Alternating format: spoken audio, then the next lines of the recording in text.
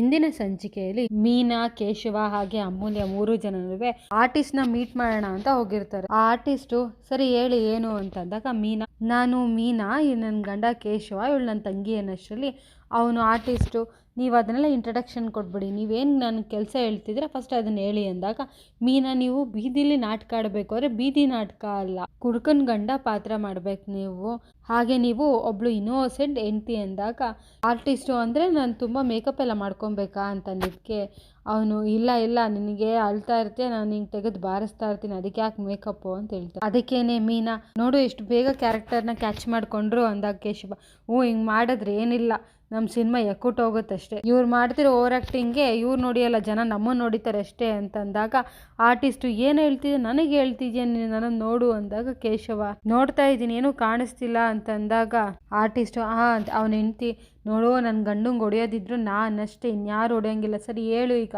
ಏನು ಮಾಡಬೇಕು ಅಂತ ನಾವು ಮಾಡ್ತೀವಿ ಅಂದಾಗ ಕೇಶವ್, ಈಗ ಮಂಕಿಗಳು ಬೇರೆ ಬೇರೆ ಥರ ಆಡುತ್ತಲ್ಲ ಆ ಥರ ಆಡ್ಬೇಕು ನೀವು ಅಂತ ಹೇಳಿದಾಗ ಅವರಿಬ್ಬರು ಆಯಿತು ಅಂತ ಒಪ್ಕೋತಾರೆ. ಕೇಶವ ಕೋಪ ಬಂದಿರೋ ಕೋತಿ, ಎಣ್ಣೆ ಹೊಡೆದಿರೋ ಕೋತಿ, ಹಾಗೆ ಸುಸ್ತಾಗಿರೋ ಕೋತಿ ಥರ ಎಲ್ಲ ಹೇಳಿದ್ಮೇಲೆ ಅವ್ರು ಆ್ಯಕ್ಟಿಂಗ್ ಮಾಡಿದ್ಮೇಲೆ ನೀವು ಸೆಲೆಕ್ಟೆಡ್ ಅಂತ ಹೇಳ್ತಾರೆ. ಆಮೇಲಿಂದ ಅವರು ನಾವೆಲ್ಲಿಗೆ ಬರಬೇಕು ಅಂತಂದಾಗ ಮೀನಾ, ನಾವೊಂದು ಜಾಗಕ್ಕೆ ಕರ್ಕೊಂಡು ಹೋಗ್ತೀವಿ, ಅಲ್ಲಿ ತುಂಬ ಕುಡ್ದಿರೋರ ಥರ ಹೆಂಡ್ತಿಗೆ ಚೆನ್ನಾಗಿ ಹೊಡಿತಿರೋ ಥರ ಎಲ್ಲ ತೋರಿಸ್ಬೇಕು, ನಿಮ್ಮ ಹೆಂಡ್ತಿ ಇನ್ನೋಸೆಂಟ್ ಹೆಂಡ್ತಿ ಥರ ಅಳ್ಕೊಂಡು ದುಡ್ಡು ಕೊಡೋಲ್ಲ ಅಂತ ಅನ್ಬೇಕು, ಮತ್ತೆ ಸರಿ ಕೋಪ ಮಾಡ್ಕೊಂಡು ಸರಿಗೆ ಬಾರಿಸ್ಬೇಕು. ಆ ಜಾಗದಲ್ಲಿ ವಲ್ಲಭ ಅಂತ ಒಬ್ರು ಬರ್ತಾರೆ, ನಿಮ್ಮನ್ನು ಹೊಡಿತಾರೆ.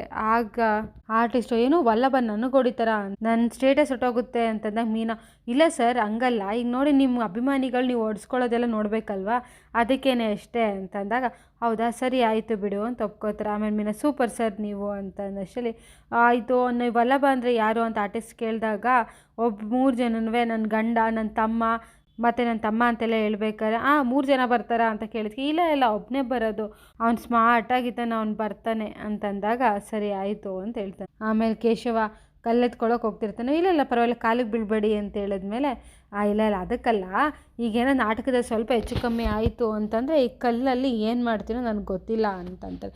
ಸರಿ ಆಯಿತು ಅಂತ ಒಪ್ಕೊಂಡು ಹೋಗ್ತಾರೆ. ಈ ಕಡೆ ಗಿರಿಜಾ ವೆಯ್ಟ್ ಮಾಡ್ಕೊಂಡು ನಿಂತಿರ್ತಾಳೆ, ಅಷ್ಟರಲ್ಲಿ ಮೀನಾ ಅಲ್ಲಿಗೆ ಬರ್ತಾಳೆ. ಮೀನಾ ಬಂದ ತಕ್ಷಣ ಏನೇ ಮೀನಾ ಸಿಕ್ಕಿದ್ರೆ ಅವರು ಒಂದಿದ್ದಕ್ಕೆ ಮೀನಾ ಸಿಕ್ಕಿದ್ರು ಅತ್ತೆ ಅಂದರೆ ಯಾಕೆ ಬೇಜಾರಾಗಿದ್ಯಾ ಅಂತ ಕೇಳಿದಾಗ ನಾನು ರೋಡಲ್ಲಿ ಬರ್ಬೇಕಾದ್ರೆ ಯಾರೋ ರಾಣಿ ವಿಚಾರ ಹೇಳಿದ್ರು ಅತ್ತೆ ಅಂತ ಹೇಳ್ತಾರೆ. ಯಾರೇ ಅದು ರಾಣಿ ಅಂತ, ಅದೇ ಹೇಳಿದ್ನಲ್ಲ ಜೈಲಲ್ಲಿ ಇದ್ದಾರೆ ಅವ್ರ ಮಗಳು ಅಂತ, ಅವಳ ಕಥೆನೇ ಇದು. ಆದರೆ ಈ ಪುಟ್ಟ ಹುಡುಗಿ ರಾಣಿ ಜೈಲಿಂದ ಹೊರಗಡೆ ಬಂದಿದ್ದಾಳೆ, ಅವು ಕಾವೇರಿ ಅಕ್ಕನ ಅಣ್ಣನ ಮನೇಲಿರ್ತಾರಂತೆ. ಆ ಪುಟ್ಟ ಹುಡುಗಿ ಇಷ್ಟು ಚಿಕ್ಕ ಏಜಲ್ಲೇ ಅಮ್ಮನ ಜೈಲಿಂದ ಬಿಡಿಸ್ಬೇಕು ಅಂತ ಎಷ್ಟು ಓಡಾಡ್ತಿದ್ದಾಳೆ ಗೊತ್ತಾ ಅಂತಂದಾಗ ಗಿರಿಜಾ, ನೋಡು ಆ ಪುಟ್ಟ ಹುಡುಗಿ ತನ್ನ ಅಮ್ಮನ ಬಗ್ಗೆ ಎಷ್ಟು ಇದು ಮಾಡ್ತಿದ್ದಾಳೆ, ನಾವು ನಮ್ಮ ಮಗ ಮನೆಗೆ ಬರಲಿ ಅಂತ ಓಡಾಡ್ತಿದ್ದೀವಿ, ಮಗನ ವಿಚಾರದಲ್ಲಿ ಎಂಥ ಅಸಹಾಯಕಲಾಗ್ಬಿಟ್ಟಿದ್ದೀನಿ ಗೊತ್ತೇನೆ ನಾನು ಅಂತಂದಾಗ ಮೀನಾ, ಬೇಜಾರು ಮಾಡ್ಕೊಬೇಡಿ ಅತ್ತೆ, ಈ ವಿಚಾರನ ಹೇಳಿ ತಪ್ಪು ಮಾಡಿಬಿಟ್ಟ ನಾನು ಅಂತಂದಾಗ ಗಿರಿಜಾ ಹೋಗ್ಲಿ ಬಿಡು ಅಂತ ಹೇಳ್ತಾರೆ. ಆಮೇಲೆ ಮೀನಾ, ಸರಿ ಆಯಿತು, ನಾನು ಕೇಶವ ಇಬ್ಬರು ಜಾಗದಲ್ಲಿ ಇರ್ತೀವಿ, ನೀವು ಮಾವನ್ನ ಕರ್ಕೊಂಡು ಬನ್ನಿ ಆಯಿತಾ ಅಂತ ಅಂದ್ಬಿಟ್ಟು ಹೋಗ್ತಾಳೆ. ಈ ಕಡೆ ವಲ್ಲಭ ಆರ್ಡರ್ ಕೊಡಬೇಕಾದ್ರೆ ದುಡ್ಡು ಕ್ಯಾಲ್ಕುಲೇಟ್ ಮಾಡ್ತಾ ಅಷ್ಟರಲ್ಲಿ ನೋಡಿದ್ರೆ ಕಾಲ್ ಬರುತ್ತೆ, ಕರಿಬೇಕು, ಏನೇ ನೀನು ನಂಗೆ ಕಾಲ್ ಮಾಡಿದ್ಯಾ ಅಂತಂದಾಗ ಅಮೂಲ್ಯ, ಕಾಳ್ಪಪ್ಪ ಎಲ್ಲಿದ್ಯಾ ನೀನು, ಬೇಗ ಬಾ ಅಂತಂದಾಗ ಕೇಶವ, ನಾನು ಕೆಲಸ ಬಿಟ್ಬಿಟ್ಟು ಬರಲಾ ಅಂದಿದ್ದಕ್ಕೆ ಅಮೂಲ್ಯ, ಅಯ್ಯೋ ಇಲ್ಲಿ ನಾನು ತರಕಾರಿ ಥರ ನಾನು ಮಾರ್ಕೆಟಿಗೆ ಬಂದಿದ್ದೆ, 4 ಜನ ಹುಡುಗರು ನಾನು ತುಂಬ ರೇಗಿಸಿದೆ, ನಂಗೆ ಭಯ ಆಗ್ತಿದೆ, ಬೇಗ ಬಾರೋ ಅಂತ ಹೇಳಿದ್ದಕ್ಕೆ ವಲ್ಲಭ, ನಿನ್ನನ್ನು ರೇಗಿಸ್ತಿದ್ದಾರ, ಅಲ್ಲ ಕಣೆ ನೀನು ರೇಗಿಸ್ತಾರೆ ಅಂತಂದರೆ ಆ ಹುಡುಗರು ಯಾವ ರೇಂಜಿಗೆ ಬಡ್ಗಟ್ಟಿರ್ಬೇಕು ಹೇಳೋ ಅವರು ಅಂತ ಹೇಳಿದಾಗ ಕಾಡಪ್ಪ ತಮಾಷೆ ಸಾಕು, ಅವ್ರು ಏನೆಲ್ಲ ಹೇಳ್ತಿದ್ದಾರೆ ಗೊತ್ತಾ, ಏನೇನೆಲ್ಲ ಕಮೆಂಟ್ ಮಾಡ್ತಿದ್ದಾರೆ ಗೊತ್ತಾ, ಪ್ಲೀಸ್ ಕಣೋ ಬೇಗ ಬಾರೋ ಅಂತಂದಾಗ ವಲ್ಲಭ, ಮೊಸರು ಪ್ಯಾಕೆಟು ಅದಕ್ಕೆ ನಾನು ಯಾಕೆ, ನೀವೊಂದು ಕೆಲಸ ಮಾಡು, ನಿನ್ನ ಮುಖನ ಅವ್ರಿಗೆ ಕ್ಲೋಸ್ ಅಪ್ಪಲ್ಲಿ ತೋರಿಸ್ಬಿಡು ಸಾಕು, ಅವ್ರು ಮೂರ್ಛೆ ಬಿದ್ದೋಗ್ಬಿಡ್ತಾರೆ.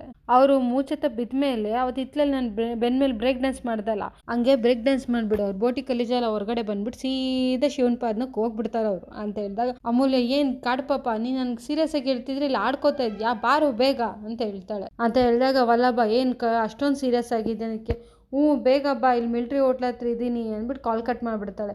ವಲ್ಲಭ, ಸರಿ ಆಯ್ತು, ಇವಳನ್ನ ಯಾರು ರೇಗಿಸ್ತಾ ಇದ್ದಾರೆ ಅಂತ ನೋಡೋಕ್ಕಾದ್ರೂ ನಾನು ಹೋಗಲೇಬೇಕಲ್ಲ ಅಂದ್ಬಿಟ್ಟು ಹೊರಡ್ತಾರೆ. ಅಮೂಲ್ಯ ವಲ್ಲಭ ಫೋನ್ ಇಟ್ಟ ತಕ್ಷಣ, ಯಪ್ಪ ನಾವು ಮಾಡಿರೋ ಪ್ಲ್ಯಾನ್ ಸಕ್ಸಸ್ ಆದರೆ ಸಾಕು ಅಂದ್ಬಿಟ್ಟು ಸುಮ್ಮನೆ ಆಗ್ತಾಳೆ. ಈ ಕಡೆ ನಂದ ಅಲ್ಲ ಗಿರಿಜಾ, ಚೌಡೇಶ್ವರಿ ದೇವಸ್ಥಾನಕ್ಕೆ ಈ ಕಡೆಯಿಂದ ಯಾಕೆ ಹೋಗಬೇಕು, ಆ ಕಡೆಯಿಂದ ಹೋದ್ರೆ ಆಗ್ತಿರ್ಲಿಲ್ವಾ ಅಂತ ಹೇಳಿದ್ಕೇನೆ ಗಿರಿಜಾ, ಅಲ್ಲ ಆ ರಸ್ತೆನ ಯಾರೋ ಅಗ್ದ್ಬಿಟ್ಟಿದ್ದಾರಂತೆ, ಪಕ್ಕದ ಮನೆ ಜಲಜಾಕ್ಷಿ ಅವರು ಹೇಳಿದ್ರು ಅಂತಂದಾಗ ನಂದ, ನಾನು ಬೆಳಗ್ಗೆ ಹೋದ್ನಲ್ಲ ಅಂತಂದಾಗ ಗಿರಿಜಾ, ಬೆಳಗ್ಗೆ ಚೆನ್ನಾಗಿತ್ತಂತ ಈಗ ತಾನೇ ಅಗ್ದುಬಿಟ್ಟಿದ್ದಾರೆ ಅಂತನ್ನಷ್ಟರಲ್ಲಿ ಗಿರಿಜಾ ಮೀನಿಂಗೆ ಫೋನ್ ಮಾಡಿಬಿಟ್ಟು ನಂದಂಗೆ ಗೊತ್ತಾಗ್ದಿರಂಗೆ ನಾವು 4ನೇ ಕ್ರಾಸಲ್ಲಿ ಇದ್ದೀವಿ ಅಲ್ವಾ ಅಂತ ಹೇಳ್ತಾರೆ. ಏನಂತಕ್ಕೆ ಅಷ್ಟು ಜೋರಾಗಿ ಹೇಳ್ತಿದ್ಯಾ ಅಂಕಿಲ್ಲ, ಸುಮ್ಮನೆ ಹೇಳ್ತಿದ್ದೀನಿ ಕಣ್ರಿ ಅಂತ ಹೇಳ್ತಾರೆ. ಈ ಕಡೆ ಕೇಶವ ಒಂದು ಗಾಡಿ ಮೇಲೆ ಕೂತ್ಕೊಂಡ್ಬಿಟ್ಟು ಇದು 2 ಕನಸಲ್ಲಿ ಹೋಗಿರೋ ಮೂವಿ ಗಾಡಿ ಥರ ಇಲ್ವಾ, ಬಾ ಕೂತ್ಕೊ ಒಂದು ಫೋಟೋ ತೆಗೆಸ್ಕೊಳ್ಳೋಣ ಅಂತಂದಿದ್ದಕ್ಕೆ ಮೀನಾ ಅಲ್ಲಿ ಬರ್ತಿದಾರಂತೆ ಅವರಿಬ್ರು. ಕೇಶವ ಅವರು ಅಂದರೆ ಯಾರು ಅಂದಿದ್ದಕ್ಕೆ ಅತ್ತೆ ಮಾವ ಅಂತಂದು ಅಯ್ಯೋ ಬಂದರು ಅಂದ್ಬಿಟ್ಟು ಸರಿ ನೀವು ಆರ್ಟಿಸ್ಟ್ ಸ್ಟಾರ್ಟ್ ಮಾಡಿ ಅಂತ ಹೇಳಿದ್ವಿ. ಆರ್ಟಿಸ್ಟು ನೀವು ಆ್ಯಕ್ಷನ್ ಅಂತ ಹೇಳೋವರೆಗೂ ನಾವು ಮಾಡೋಕ್ಕಾಗಲ್ಲ, ನಾವು ಪರಕಾಯ ಪ್ರವೇಶ ಮಾಡಬೇಕು ಅಂತಂದಿದ್ದಕ್ಕೆ ಕೇಶವ ಆ್ಯಕ್ಷನ್ ಅಂತ ಹೇಳ್ತಾರೆ. ಅಂತ ಅಂದ್ಬಿಟ್ಟು ಅವ್ರು ಮಾತಾಡಿದ ತಕ್ಷಣ ಕೇಶವ ಪಟ್ ಅಂತ ಕಪಾಲು ಕೊಡಿದ್ರು. ಅದಕ್ಕೆ ಆರ್ಟಿಸ್ಟ್ ಯಾಕೆ ಕೊಡಿದ್ರಿ ನನಗೆ ಅಂತ ಹೇಳಿದ್ಕೆ ಕೇಶವ ಅಲ್ಲ ಈ ಕಾಸ್ಟ್ಯೂಮ್ಗೆ ಈ ಚಪ್ಪಲಿ ಮ್ಯಾಚ್ ಆಗಲ್ಲ ಅಂತ ಗೊತ್ತಾಗಲ್ವ ನಿಮಗೆ ಅಂತ ಹೇಳಿದ್ನು. ಅಲ್ಲ ಅದನ್ನ ಹಂಗೆ ಹೇಳ್ಬೋದಿತ್ತಲ್ಲ, ಹೊಡೆದೇ ಕೇಳಿದ್ರಿ ಅಂತ. ನಾನು ಡೈರೆಕ್ಟರ್ ಅಂತ ಪರಕಾಯ ಪ್ರವೇಶ ಮಾಡಿಬಿಟ್ಟಿದ್ದೀನಿ ಅದಕ್ಕೆ ಅಂತೇಳಿ. ಸರಿ ಆಯಿತು ಅಂತ ಅವ್ರು ಚಪ್ಪಲಿ ಎಲ್ಲ ಬಿಚ್ಚಾಕ್ತಾರೆ. ಅಷ್ಟರಲ್ಲಿ ನೋಡಿದ್ರೆ ನಂದ ಮತ್ತು ಗಿರಿಜಾ ಇಬ್ಬರು ನಡ್ಕೊಂಡು ಬರ್ತಾ ಇರ್ತಾರೆ. ಅಷ್ಟರಲ್ಲಿ ಆರ್ಟಿಸ್ಟು ಹೆಂಡ್ತಿಗೊಡ್ದು ತೊಗೊಂಬಂದು ಬಿಸಾಕ್ದಂಗೆ ಮಾಡ್ತಾನೆ. ಅದನ್ನ ನೋಡಿ ನಂದ ಮತ್ತು ಗಿರಿಜಾ ಇಬ್ಬರು ನಿಂತ್ಕೋತಾರೆ. ಮೀನಾ ಮತ್ತು ಪುನಃ ಕೇಶವ ಇಬ್ಬರು ಅಲ್ಲಿ ಗಾಡಿ ಹತ್ರ ಅವಸ್ಕೋತಾರೆ. ಈ ಕಡೆ ಆರ್ಟಿಸ್ಟು ಹೆಂಡ್ತಿಗೆ ಹೊಡಿತಾ ಸೌಭಾಗ್ಯ ಅಂತ ಬಂದ್ಬಿಟ್ಟು ದರಿದ್ರ ಲಕ್ಷ್ಮಿ ಆಗ್ಬಿಟ್ಟಿದ್ಯಲ್ಲ ನನಗೆ ಗೊತ್ತಿಲ್ಲ, ನಂಗೆ ಕುಡಿಯೋಕೆ ದುಡ್ಡು ಬೇಕು, ದುಡ್ಡು ಕೊಡು ಅಂತ ಹೇಳೋಷ್ಟರಿ ಅವನ ಹೆಂಡ್ತಿ ದುಡ್ಡು ಅಂತಂದರೆ ಎಲ್ಲಿಂದ ತೊಗೊಂಬಂದು ಕೊಡ್ಲಿರಿ ನಾನು ಅಂತ ಅದಕ್ಕೆ ಅವ್ನ ಗಂಡ ಪಟ್ ಅಂತ ಹೊಡಿತಾರೆ. ಅದಕ್ಕೆ ಅವಳು ಹೊಡಿಬೇಡಿ ಕಣ್ರಿ ಪ್ಲೀಸ್ ರೀ ಅಂತ ಹೇಳ್ತಿರ್ತಾರೆ. ಅಷ್ಟರಲ್ಲಿ ನೋಡಿದ್ರೆ ಮೀನಾ ಅಲ್ಲ ಈ ವಲ್ಲಭ ನೋಡಿದ್ರೆ ಬಂದೇ ಇಲ್ವಲ್ಲ ಅಂದಿದ್ದಕ್ಕೆ ಕೇಶವ ವಲ್ಲಭ ಯಾರು, ಅವ್ನು ಹೀರೋ ಅಲ್ವಾ, ಬರ್ತಾನೆ ಸುಮ್ಮನೆ ಇರು ಅನ್ನಷ್ಟರಲ್ಲಿ ಅಲ್ಲಿಗೆ ವಲ್ಲಭ ಬರ್ತಾನೆ. ವಲ್ಲಭ ಬಂದ ತಕ್ಷಣ ಅಮೂಲ್ಯನ ಹತ್ರ ಏನೇ ಎಲ್ಲಿ ನಿಂತಿದ್ಯಾ, ಎಲ್ಲೇ ಅವ್ರೊಡಿ ಪುಡಿ ರೋಡುಗಳು ಅಂದಿದ್ದಕ್ಕೇನೆ ಅಮೂಲ್ಯ ನಾನು ಚೆನ್ನಾಗಿ ಬೈದು ಹೊಡೆದು ಬಿಡ್ತೀನಿ ಅಂತ ಹೇಳಿದ್ಕೆ ಅವ್ರು ಹೊಟ್ಟೋಗ್ಬಿಟ್ರು ಅಂತ ಹೇಳಿದ ತಕ್ಷಣ ವಲ್ಲಭ ನಾನು ಅದನ್ನೇ ತಾನೇ ಹೇಳಿದ್ದೆ, ಹೆಣ್ಮಕ್ಳು ಇದೇ ಸ್ಟ್ರಾಂಗ್ ಆಗಿರಬೇಕು, ಆದರೂ ಇಷ್ಟು ದೂರ ಬಂದುಬಿಟ್ಟು ಸುಮ್ಮನೆ ಟೈಮ್ ವೇಸ್ಟ್ ಆಗೋದು, ಸರಿ ಬಾ ಹೋಗೋಣ ಅಂದಿದ್ದಕ್ಕೆ ಅಮೂಲ್ಯ ಅಯ್ಯಯ್ಯೋ ಕಾಡ್ಪಪ್ಪ ಅಲ್ಲಿ ನೋಡು ಅಂತ ಹೇಳಿದಾಗ ಅವ್ನು ವಲ್ಲಭ ನೋಡ್ತಾ ಇರ್ತಾನೆ. ಅಷ್ಟು ನೋಡಿದ್ರೆ ಆರ್ಟಿಸ್ಟು ಮತ್ತು ಅವನ ಹೆಂಡ್ತಿ ಇಬ್ರು ಡ್ರಾಮಾ ಆಡ್ತಾ ಇರ್ತಾರೆ. ಆರ್ಟಿಸ್ಟು ಕೊಡೆ ದುಡ್ಡನ್ನ ಅಂದಿದ್ದಕ್ಕೆ ಅವನ ಹೆಂಡ್ತಿ ಅಲ್ಲ ಕಣ್ರಿ, ನನ್ನ ಸರನೂ ಅಡ ಇಟ್ಟಿದ್ದಾಯಿತು, ವಾಲನೂ ಅಡ ಇಟ್ಟಿದ್ದಾಯಿತು, ಇನ್ನು ಎಲ್ಲಿಂದ್ರಿ ನಾನು ದುಡ್ಡು ತೊಗೊಂಬರ್ದು ಕೊಡೋದು ನಿಮಗೆ ಅಂತ ನಾಟಕ ಆಡ್ತಾ ಇರ್ತಾರೆ. ಅಷ್ಟರಲ್ಲಿ ಗಿರಿಜಾ ರೀ ಪಾಪ ರೀ ಅವ್ರು ನೋಡಿದ್ರೆ ನಂಗೆ ಹೊಟ್ಟೆಲ್ಲ ಉರಿತಿದೆ ಅಂತ ಗಿರಿಜಾ ಹೇಳ್ತಾಳೆ.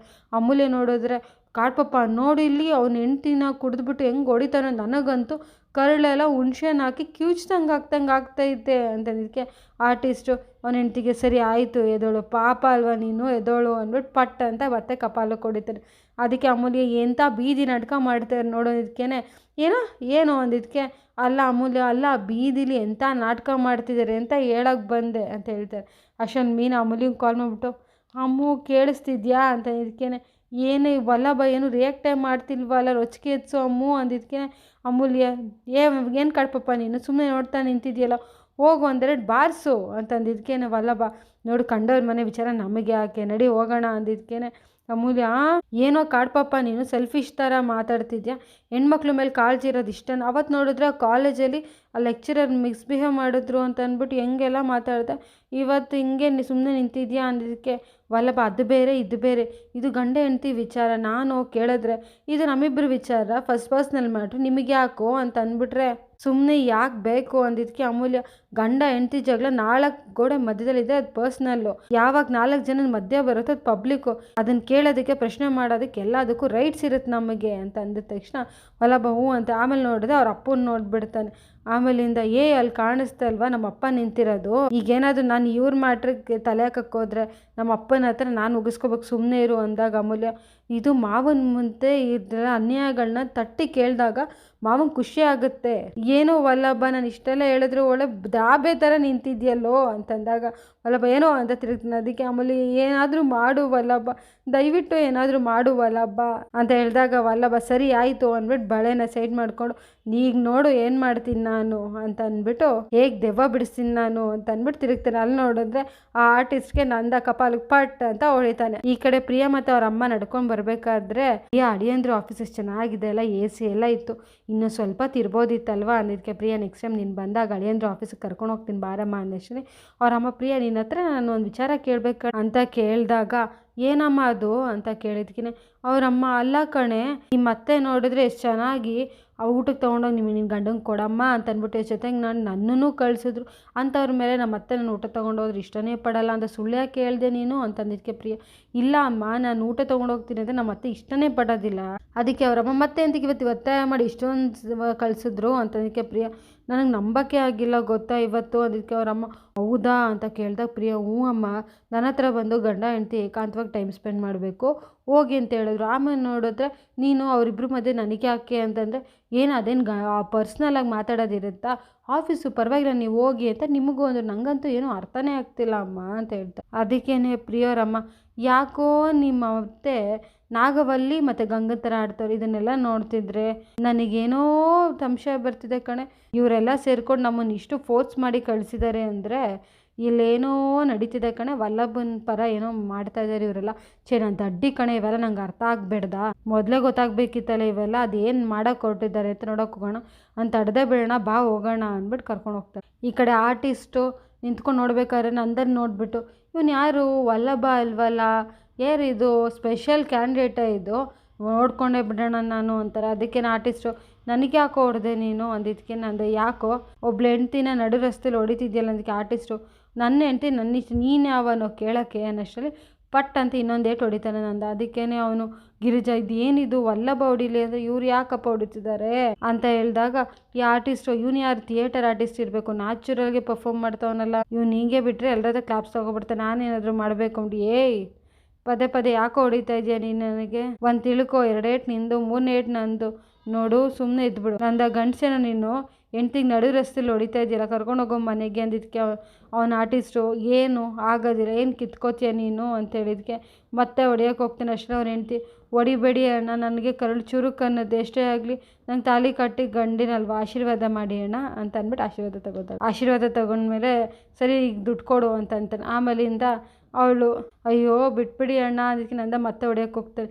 ನೋಡೋ ಇಷ್ಟು ಜನದ ಎದುರುಗಡೆ ಅವ್ನು ನೀನು ಹೊಡಿತಾ ಇದ್ರು ಸಮೇತ ಹೊಡಿಬೇಡಿ ಅವನ್ನ ಅಂತ ಬೇಡ್ಕೋತಾವಳು ಅವಳು. ಇಂಥ ಹೊಡಿಯೋಕೆ ನಿಂಗೆ ಮನಸ್ಸಾದ್ರು ಹೇಗೆ ಬರುತ್ತೆ ಅಂದಿದ್ದಕ್ಕೆ ಆರ್ಟಿಸ್ಟು, ಬಾರ ಇಲ್ಲಿ, ನನ್ನ ಹೆಂಡ್ತಿ ನನ್ನ ಇಷ್ಟ, ನಾ ತಾಲಿ ಕಟ್ಟಿದ್ದೀನಿ, ನಾನೇನಾದರೂ ಮಾಡ್ಕೋತೀನಿ, ಅವಳನ್ನ ಸಾಯಿಸ್ತೀನೋ ಬದುಕ್ತೀನೋ ಅಂದ್ಬಿಟ್ಟು ಇನ್ನೊಂದ್ಸಲಿ ಹೊಡೆದ್ಬಿಟ್ಟು, ಈಗೇನೋ ಮಾಡ್ಕೋತೀನಿ ನೀನು ಅಂದಿದ್ದಕ್ಕೆ ನಂದ, ಇನ್ನು ಹೊಡೆದಾಗ ಹೊಡ್ಸ್ಕೊಳ್ಳೋ ಗೊಂಬೆ ಎಲ್ಲ ಕಣೋ, ಅವಳಿಗೂ ಜೀವನ ಇದೆ, ಜೀವ ಇದೆ, ಕಷ್ಟ ಸುಖ ಎಲ್ಲಾದ್ರೂ ನಿಂತ್ಕೊಳ್ಳೋಳು ಕಣೋ ಹೆಂಡ್ತಿ, ನೀನು ದುಡಿದು ತರದೇ ಇದ್ರೂ ಸ್ವಲ್ಪ ಬೇಯಿಸಾಕಿ ನೀನು ನೋಡ್ಕೊಳ್ಳೋಳು ಕಣೋ, ನೀನು ಕುಡ್ಕ ಅಂತ ಅಂದ್ಬಿಟ್ಟು ಇಡೀ ಸಮಾಜ ನಿನ್ನ ಚೀತು ಅಂತಿರು, ನಿನಗೆ ಗೌರವ ಕೊಡೋಳು ಕಣೋ ಅವಳು, ಈಗಲೂ ನೀನು ಹೊಡಿತಾ ಇದ್ರು ಹೊಡಿಬೇಡಿ ನಿನಗೆ ಅಂತ ಹೇಳ್ತಿದ್ದೆ ನೋಡು, ಅದು ಕಣೋ ಹೆಂಡ್ತಿ ಅಂದರೆ. ಅಂಥವಳು ಸಿಗಕ್ಕೆ ನೀನು ಪುಣ್ಯ ಮಾಡಿದ್ಯಾ ಕಣೋ, ಇಷ್ಟು ಜನರು ಮುಂದೆ ಹೊಡಿತಿದ್ಯಲ್ಲ ನಿನ್ಗೇನು ಅನ್ಸಲ್ವಾ ಅನ್ನೋಷ್ಟರಲ್ಲಿ ಎಲ್ಲರೂ ಚಪ್ಪಾಳೆ ಹೊಡಿತಾರೆ. ಆರ್ಟಿಸ್ಟು, ಅಣ್ಣ ಸೂಪರ್, ನೀವು ಹೆಂಡ್ತಿ ನೀನು ಸೂಪರು, ಇವ್ರು ಯಾರು ನಿಮ್ಮ ಅಣ್ಣನ ನಿಮ್ಮ ಬಾಯ್ ಫ್ರೆಂಡಾ ಅಂತ ಅಂದ್ಬಿಟ್ಟು ಅವಳು ಇಲ್ಲ ಅಂದಿದ್ದಕ್ಕೆ, ಯಾಕೆ ನಿನಗೆ ಸಪೋರ್ಟ್ ಮಾಡ್ತಾವನೇ ಅಂದ್ಬಿಟ್ಟು ಮತ್ತೆ ಹಿಡ್ಕೊಂಡು ಹೊಡಿತಾನೆ. ಅಷ್ಟರಲ್ಲಿ ಮತ್ತೆ ನಂದ ಪಟಾರ್ ಅಂತ ಅವನ ಕಪಾಲಕ್ಕೆ 2-3 ಏಟು ಪಟ್ ಪಟ್ ಅಂತ ಹೊಡೆದ್ಬಿಡ್ತಾನೆ. ಅಷ್ಟರಲ್ಲಿ